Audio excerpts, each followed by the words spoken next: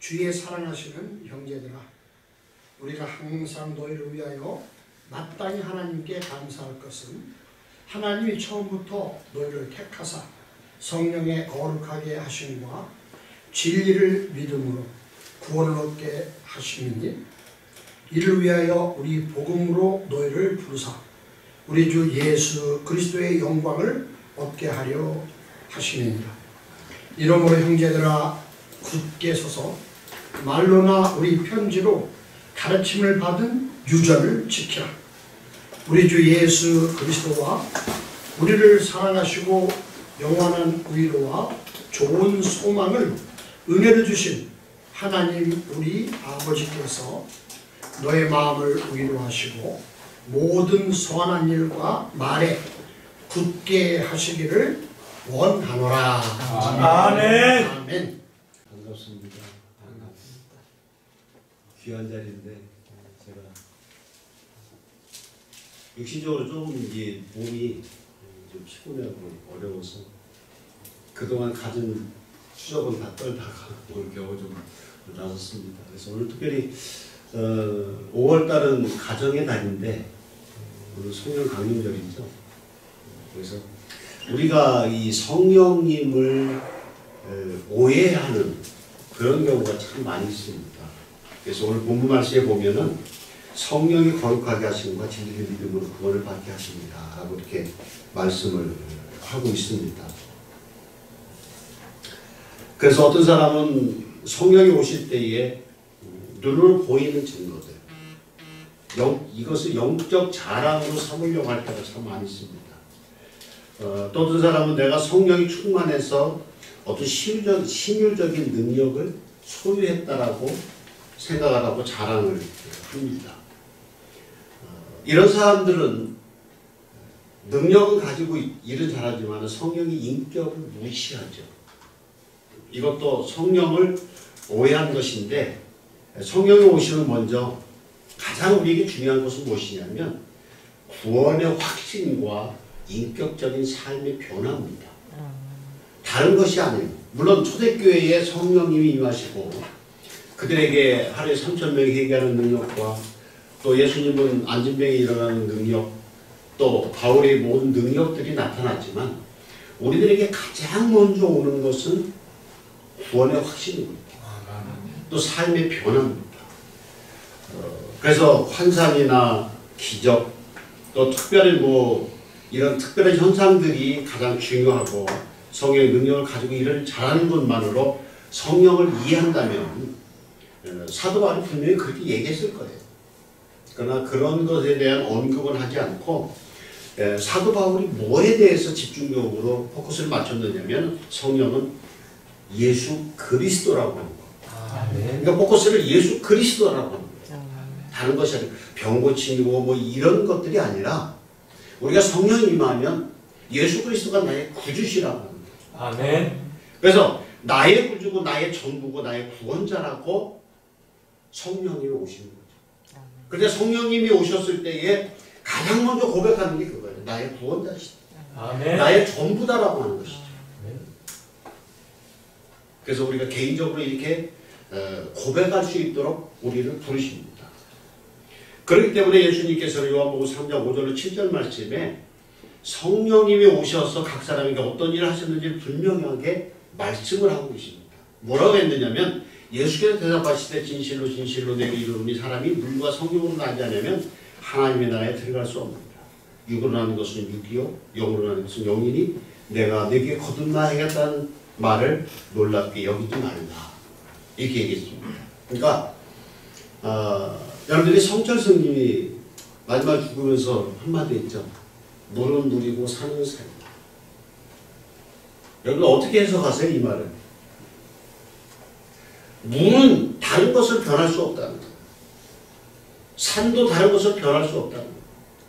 그 진리가 뭐냐면 뒤에 숨어있는 게 뭐냐면 예수 그리스도가 구원자라고 하는 것은 변함이 없다고 하는 얘기예요. 아멘. 죽음까지도 이런 고백을 하고 죽었죠. 니고데모가 늙으면서 하는 얘기가 너희 성령이 거듭나지 않으면 하나님 나라에 들어갈 수 없다라고 얘기를 합니다. 그렇기 때문에 우리는 성령으로 반드시 거듭나야 됩니다. 이 성령으로 거듭나는 것은 내가 조금 더 좋은 성품, 또 조금 더 다른 사람을 사랑하는 것, 그것이 아니에요. 나 성령 받았나 봐. 저 사람을 조금 더 옛날보다 조금 더 사랑했어. 이게 아니에요. 완전 변화입니다. 아멘. 성령님의 역사하시면 완전히 거듭나야 우리가 천국에 가는데, 이 성령의 거듭남이 있어야 예수 그리스도를 죽으시고 예수께서 십자가에 죽으시고 부활하셔서 우리를 구원하신 분이라고 하는 것을 믿음으로 받아들이는 겁니다. 이걸 받아들이지 못하면 아무런 이 주님과 상관이 없죠. 그러면 각 사람에게 은혜를 베풀어 준 것이 무엇인지를 우리는 알아야 됩니다. 성령님이 나에게 오셔서 각 사람에게 베풀어 준 은혜가 무엇이냐. 물론 80년대, 70년대, 80년대, 90년대 초반까지, 물론 90년대는 이제 뭐 제자 훈련으로 이렇게 넘어갔지만 70년대만 해도 성령의 능력이, 성령의 역사하심이 굉장히 많았죠. 그런데 오늘날은 각 교회에서 성령님이 사라졌습니다. 여러분들 각 교회마다 성령님의 역사하심을 강조하고 성령님의 역사를 받아들이는 교회가 지금 점점 사라지고 있어요. 가장 핵심적인 것은 성령인데, 성령님을 통해서 우리에게 변화를 주고 우리가 구원의 확신을 가질 수 있는데, 내가 믿습니다라고 1000번 100번 외워야 소용없습니다. 성령님이 내 마음에 오셔서 내가 예수 그리스도가 나의 구주시고 나의 구원자시라고 합니다. 그리고 십자가에 돌아가셔서 나의 모든 죄와 사망과 모든 것들을 짊어지시고 대신 죽으시고 벌을 받으시고 그리고 다시 모든 것들을 다 값을 치르시고 3일 만에 부활하신 이 부활의 사실을 우리는 믿어지는 것이죠. 성령님이 오셔요. 그래서 믿어지지가 않습니다. 여러분 어떠세요? 힘들고 어려울 때마다 내 마음이 정말로 주님, 나의 구원자 되시는 아버지, 내가 이렇게 병이 낫고 이렇게 될 줄 믿습니다라고 굳건히 믿고 그 하나님을 꼭 잡습니까? 아니죠. 어떤 때는 그러면 얼마나 하나님, 내가 하나님 앞에 그렇게 충성을 했는데 하나님 나한테 왜 그러세요? 나한테 왜 그러십니까? 내가 왜 이렇게 고난과 고통을 당해야 됩니까? 이렇게 질문하고 반문할 때가 많죠.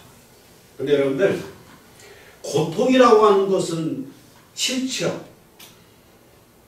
고통은 굉장히 누구든지 고통, 고난을 받기 싫어합니다. 그런데요, 감사할 수 있는 것은 무엇이냐면 내가 고통이 있을 때에, 고통이 없을 때에 삶을 드릴 수가 있어요. 아, 이 고통이 이런 고통이구나. 그래서 여기서 벗어났을 때에 진정으로 감사할 수가 있어요. 그러니까 여러분들 고통이 온다고 해서, 고난이 온다고 해서 그거를 가지고 절망하지 마시기 바랍니다. 하나님 원망하지 마시기 바랍니다. 고통이 오는 것도, 고난이 오는 것도 하나님의 뜻과 섭리 가운데 모든 것들이 이루어지는 것이죠. 자, 그러면 우리 개인적으로 우리들에게 성령이 오시고 우리들에게 어떤 것을 주시냐면 죄를 씻고 거룩하게 해주시죠. 오늘 13절 말씀, 주께서 사랑하신 성제들아 우리 항상 너희에게 관하여 마땅히 하나님께 감사할 것은 하나님 처음부터 너희를 택하사 성령의 거룩하게 하심과 진리를 믿음으로 구원받게 하시니, 이렇게 기록하고 있습니다. 여기서 바울은요, 성령의 거룩하게 하심이다라고 하는 얘기를 합니다. 하나님이 우리를 택하셔서 성령을 주셨고 거룩하게 해주셨다는 거예요. 우리가 거룩할 수 있나요? 없습니다. 그 누구도 거룩해질 수가 없어요. 도덕적으로 지킨다고요? 그것이 거룩인가요? 아닙니다. 성경책 다 끼고 넥타이 메고 거룩 이렇게 해서 거룩해지나요? 아닙니다. 성령님의 역사하심 따라서 우리를 거룩해 줄 수 있죠. 성령의 역사 아니면 내 자신이 죄인이라고 하는 것조차 느낄 수가 없어요. 여러분 어떠세요? 도둑질 안 했죠?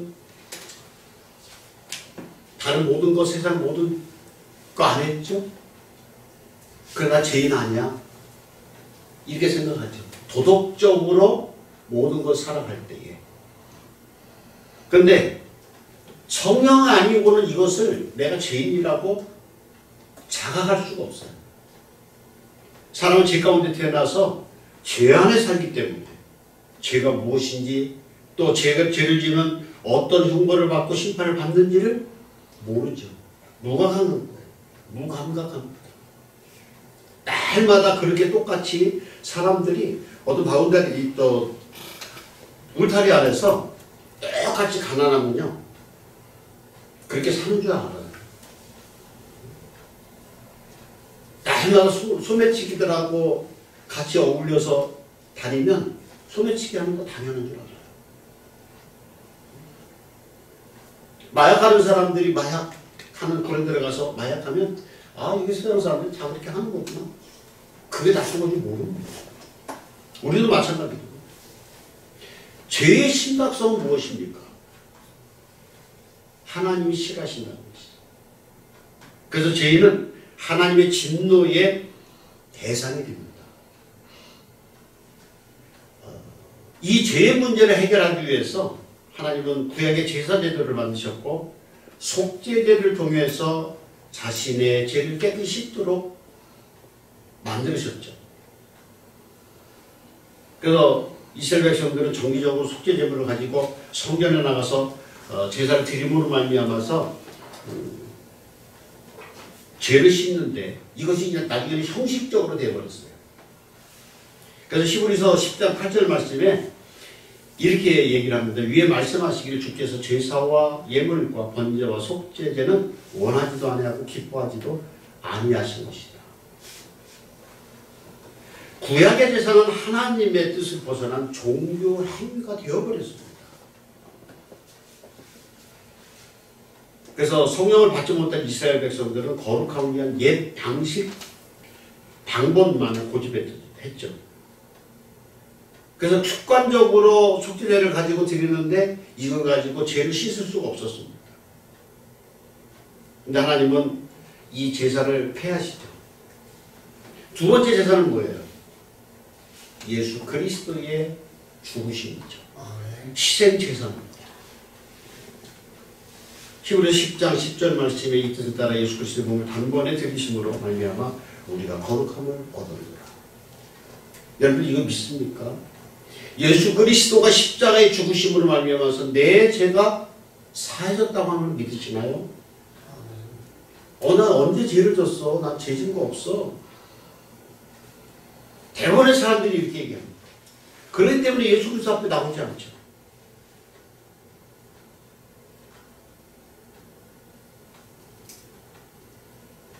그래서 죄 씻음의 신앙 회복을 위해서 사도 바울은 성령의 사역을 고린도전서 6장 16절에 이렇게 강조를 합니다. 뭐라고 하냐면 너희 중에 이와 같은 자들이 있더냐? 주 예수 그리스도의 이름과 우리 하나님의 성령 안에 씻음과 거룩함과 의롭다심을 받았느니라. 이렇게 기록합니다.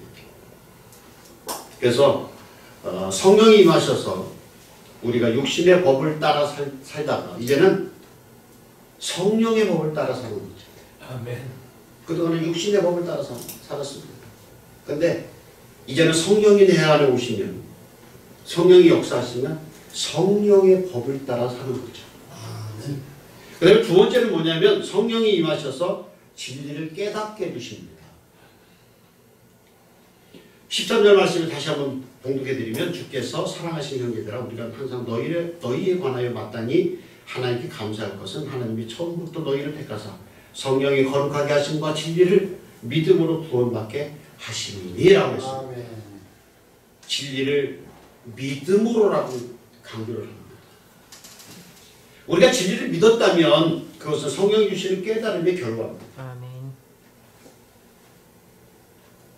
그래서 구원에 이르는 진리를 모든 사람이 믿도록 성령의 보내심을 받은 자들이 사도들이죠. 그들이 진리의 말씀을 정확하게 이해하고 기록하고 남기는 데 주력을 했죠. 그래서 사도행전 1장 2절 말씀에 그가 택하신 사도들에게 성령으로 명하시고 승천하신 날까지 이를 기록하니라. 명했다. 명령이죠. 명령은 꼭 들어야만 되는 거죠. 명령의 하극상, 군대에서는 하극상이라고 있죠. 자기보다 높은 계급의 사람들에게 명령을 거부하는 거. 전시 때는 그냥 그 자리에서 총살했죠. 그것도 하나님이 우리에게 명령하신 모든 것.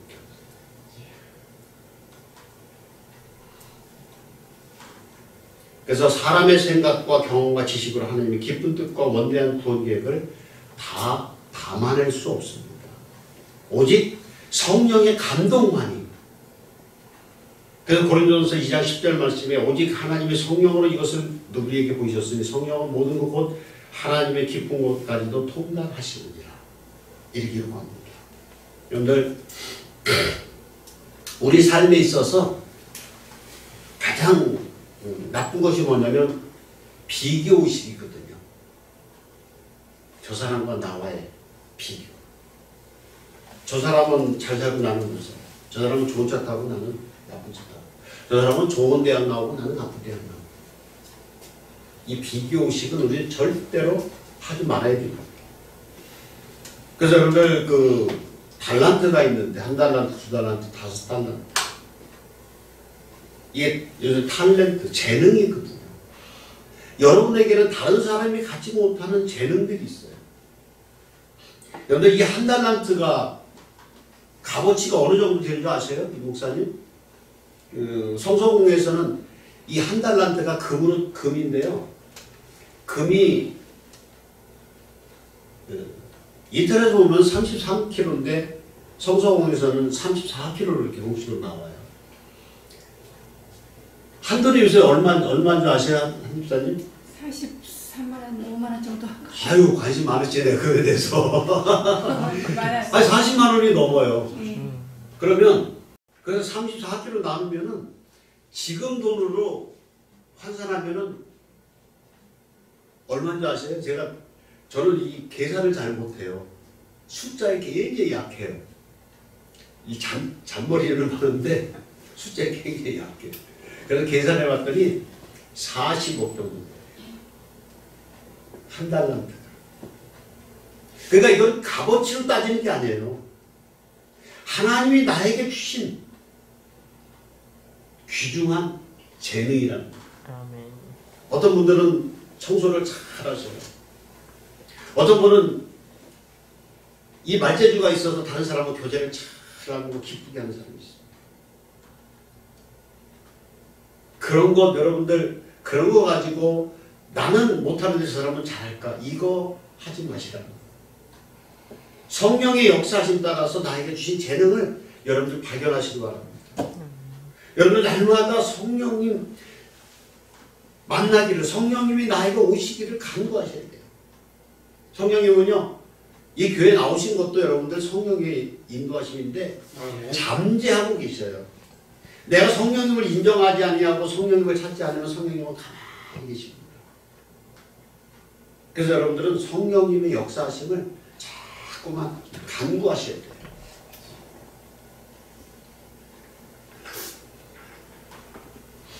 그래서 성령 충만해야만 하나님의 말씀을 이해하고 생각하고 적용할 수 있어요.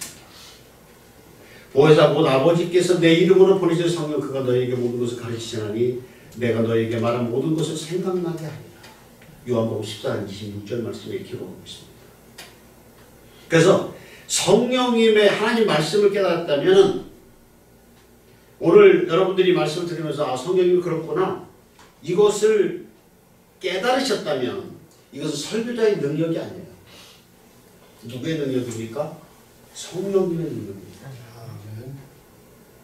하나님의 말씀은 성령님의 감동으로 쓰여진 거기 때문에 그 성령님이 아니면 이 말씀을 정말 믿을 수가 없어요. 목사가 아무리 좋은 말로 또 능력을 가지고 해도 성령님의 역사 아니면 이 성령은 깨달을 수가 없습니다. 그래서 우리의 신앙생활도 성령의 능력으로만 바로 세워줄 수가 있습니다. 그 다음에 세 번째로는요, 성령이 임하면 구원에 대한 확신을 갖게 해주셨습니다. 갖게 해주십니다. 여러분들 오늘 오늘 밤에 주무시다가 심장이 딱 멈췄다고 하면 하늘나라에 분명히 들어갈 확신이 있으십니까? 확신이 있으세요?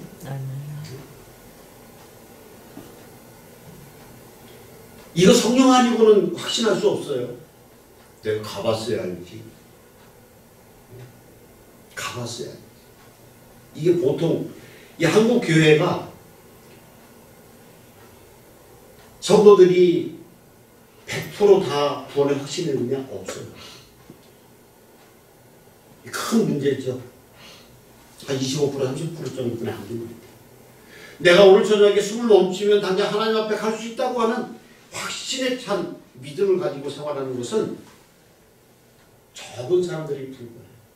왜 그러냐면 한국 교회가 이 성령님의 역사하심을 잘못 가르쳤기 때문에 그렇습니다.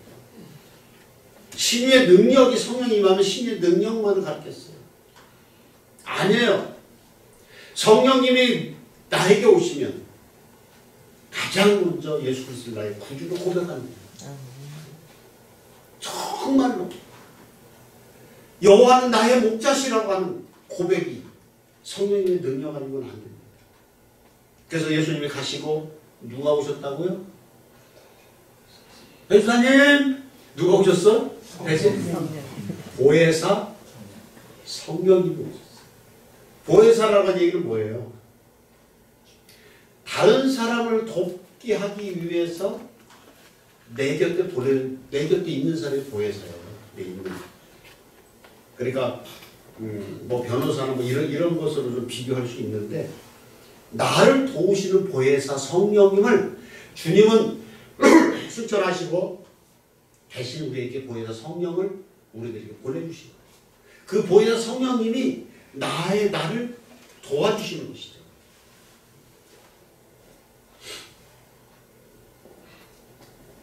사도들이 성령 충만함으로 알게 된 것은 무엇입니까? 사도들이 사도에게 들어와서 모든 걸 다 정리하고 성령이 임하여서 그들이 성령을 받았을 때에 알게 된 것은 무엇이냐면 예수님께서 말씀하셨던 구원이 성취되었다는 사실을 확실히 알게 됐습니다. 그 전까지는 무엇을 바라봤어요? 우리 예수님이 우리나라 왕이 되면 나는 자정승, 우정승, 나는 뭐 이거 가지고 따지던 제자들이었어요. 그런데 사도행전으로 넘어오면서 요한복음에서 사도행전으로 넘어오면서 성령님의 역사하심 따라서 구약에 평소에 말씀하셨던 이 모든 것들이 확실해졌다는 것이죠. 그래서 성령 충만의 날마다 구원의 확신 속에 살아갈 수 있습니다. 그래서 오늘 14절 말씀에 보면 이를 위하여 우리의 복음으로 너희를 부르사 우리 주 예수 그리스도의 영광을 얻게 하려 하십니다. 이렇게 봅니다. 성령의 역사는 복음의 비밀을 밝혀서 사람들이 구원에 이르도록 돕습니다. 그래서 성도는 성령의 도우심으로 복음의 비밀을 깨달은 사람이라고 에베소서 3장 16절 말씀에 이렇게 얘기합니다. 크도다 경건한 비밀이요 그렇지 않다 하는 이도 없도다. 그는 육신으로 나타나 받으시고 성영광으로 의롭다 하심을 받았고 천사들에게 보이시고 만국에서 전파되시고 세상에서 믿음 받으시고 영광 가운데 올려지셨느니라. 이렇게 보합니다. 복음을 아는 것이 어떻게 하나님의 영광이 되는 겁니까? 내가 복음을 확실히 깨닫는 것이 어떻게 하나님의 영광이 될 수 있느냐 하는 겁니다. 그래서 복음의 사람이 되면 사람의 가치가 변화가 됩니다. 복음을 제대로 깨닫고 제대로 알지 못했을 때에는 사람들의 가치관이 뭐예요? 행복 추구거든요. 잘 먹고 잘 살고 이 땅에서 좋은 차 타고 높은 자리에 올라가고 이것이 행복이에요. 그래서 사람들이 비교를 합니다. 차를 비교를 하고 통장에 돈이 얼마 있는 비교를 하고 아파트 평수를 비교를 하고 건강을 비교를 하고 여러분 건강하지 예수 그리스도 믿는 사람들이 건강하지 못하다고 해서 하나님이 떠나신 건가요? 장사가 잘 안 된다고 해서 하나님이 여러분을 버리신 건가요? 아니잖아요. 장사가 잘 안 되고 내 삶이 조금 곤핍할지라도 이것이 하나님의 뜻인 것을 우리가 깨닫는 것이 복음이거든요. 아멘. 내가 좀 몸이 약하더라도. 근데 우리는 그렇지 않아. 세상 가치관을 가지면 모든 것들이 하나님 왜 나를 아프게 해요? 하나님 나를 왜 가난하게 해요? 하나님 나를 왜 이런 어려움을 주세요? 이게 세상 가치관입니다. 그런데 하나님의 가치관은 그게 아니죠. 내 영혼이 내 육신이 아프더라도 내가 좀 세상적으로 궁핍할지라도 내 영혼이 하나님과 더불어서 동행되는 것을 최고의 가치로 여겨진다는 거예요. 아멘. 그러나 복음을 알게 되면은 교회와 말씀과 복음과 영혼을 최고의 가치로 받아들입니다. 그러니까 여러분들 전도 안 할 수가 없잖아요. 내 자식들이 내 주변의 모든 그 영혼이 어디로 갈 것인가라고 하는 것은 뻔하잖아요. 예수 그리스도 안 믿으면 지옥 가는데 그 영혼을 살려야 되겠다고 하는 거. 이게 복음의 사람이거든요. 그래서 거룩한 영적 가치를 위해서 내 자신의 시간과 물질과 재능을 활용하는 사람으로 변하게 됩니다. 그러니까 못된 사람들이 있어요. 내가 교회에다 헌금을 얼마나 했는데 네가 나를 그렇게 목사가 나를 알기를 우습게 하네? 이렇게 하는 거죠. 내가 거기 가서 얼마나 헌신했는데 나를 무시해? 이렇게 이건 육신의 사람이거든요. 육신의 가치관을 두고 사는 사람이에요. 근데 복음의 사람으로 복음을 알게 되고 복음의 사람으로 변하고 성령의 역사하심을 따라 사는 것은 내 모든 것을 다 드려도 누구한테 드린 거예요? 아버지 앞에 드린 겁니다. 그렇기 때문에 하나님의 영광을 볼 수 있다는 거죠. 그래서 사도행전 교회가 위대한 이유는요. 사도행전 교회가 지금도 미국이나 한국에서도 그런 교회가 몇 교회가 있는데 사도행전으로 돌아가자, 사도행전 교회로 돌아가자라고 하는 표를 두고 하는 교회들이 많이 있습니다. 근데 왜 사도행전이 그 성령 위대하냐면 성령 충만해서 예수 그리스도의 영광을 보았기 때문에 그렇습니다. 사도행전의 성령의 능력이 나타날 때 교회와 가정과 나라가 부흥됩니다. 지금 한국교회, 한국 교회뿐만 아니라 전체가 굉장히 위험한 상황에 이르렀습니다. 40대, 50대들은요, 그냥 먹고 마시고 즐기는 거, 그리고 나라가 어떻게 됐던 내 편, 네 편 갈라서 나라를 구렁텅이로 빠져들게 하죠. 가치관이 없어요. 무엇이 가치가 있는 것인지, 무엇이 올바르게 사는 건지 없어요. 그냥 좋은 데 가서 먹고, 편한 자리 즐기면서, 그러니까 아이도 안 낳잖아요. 하나님의 명령이 뭐예요? 생육하고 번성해요. 결혼의 정의도요. 내가 남과 여가 장성하여 내 부모를 떠나서 그러니까 결혼의 의미는요. 재금 내준다고 하죠. 그보다 더 재금 내주고 모든 것을 다 짜내는 거예요. 정신적인 모든 것들, 물질적인 모든 것들 너희들 알아서 해라. 이게 결혼의 정의거든요. 근데 그러지를 못하죠. 한국 사람들 특히 어떻게 하면 이 돈 벌어서 내 자식한테 물려줄까? 이 생각을 많이 하죠. 뭐 그건 다른 얘기니까. 뭐 가정의 달이고 저번 주 어버이일이었죠? 예? 그러면 어버이집 카네이션들 많이 받으셨나요?